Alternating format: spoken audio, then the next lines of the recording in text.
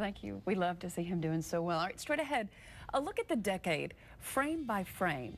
We've got an interview coming up with a photographer, a man who has an eye for a moment and a particular knack for finding them. We're back after this. You're watching Fox 13's Good Day in high definition. And welcome back. It's 8:47 now on your Monday morning. We thank you for waking up with Good Day here.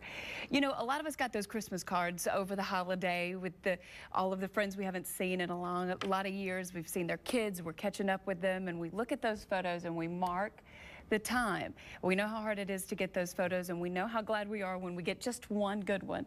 And Jason Dowd is a photographer, and you're here to talk to us about the decade in photos and really about a generation of photos. Yes. And how far we've come. I mean, here we are at the digital age where we can send them to Walgreens and make it easy, but you've got some really historic, beautiful ones that took a long time. They did. Basically what I have here is just about one of every type of photo that we have out here. This one was a Daguerreotype, which has a more silver, black and white type of feel. Basically early 1800s for that one. Okay, I don't know if you can see this, but it's just beautiful. It really is.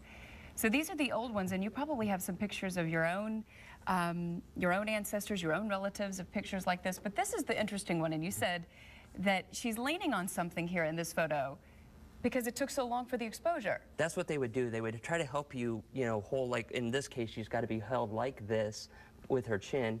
And that could take up to 5 minutes to get that type of exposure. So forget about the 1, 2, 3, say cheese. Exactly. And what they would also do sometimes is prop you up behind your neck, so you didn't want to smile for a long time. It was easier to just hold a natural pose. So, Jason, you brought some pictures for us to look at, too. And let's just take a look at the first one that we have. We have Norma Jean. We have pecan trees. Now, what's this one called? This one's just a bridge that I took. I called it Bridge Over Troubled Waters. But that one actually is up in Georgia, up in Crawford County. And let's take a look at the next one we have here. That one is Norma Jean. I took that picture with her at her house, and that actually is just around the corner from Franklin Street where I took it, and it actually kind of looks like an LA setting. Wow. So I imposed her onto that. That's very cool. And this one? That was a pecan tree that I took up in Georgia.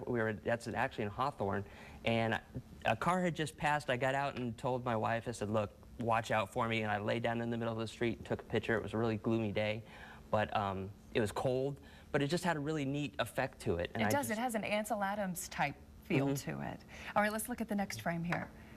Lighthouse. That's gorgeous. I love St. Augustine Lighthouse. It has a lot of history to it, and it actually kind of defines that whole area of the beach with that lighthouse. So that's one of the reasons why I took it. And we look back at some of the photos that have really marked time, and what defines for you, what makes a historic photo? A historic photo to me is the generation with it and what it captured back then.